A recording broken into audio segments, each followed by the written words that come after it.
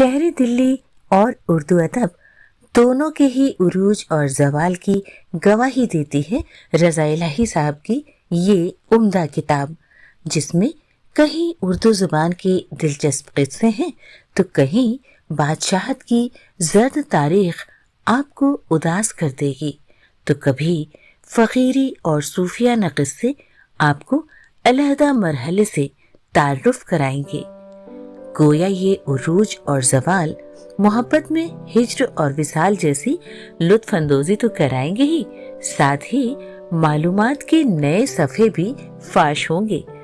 आप अगर शेर व शायरी के ज़ौक़ की हैसियत से इस किताब को पढ़ें या हिंदुस्तान की तारीख में दिल्ली की अहमियत की हैसियत से पढ़ें, सूफिज्म, फ़कीरी और बादशाहत के सभी मरहलों से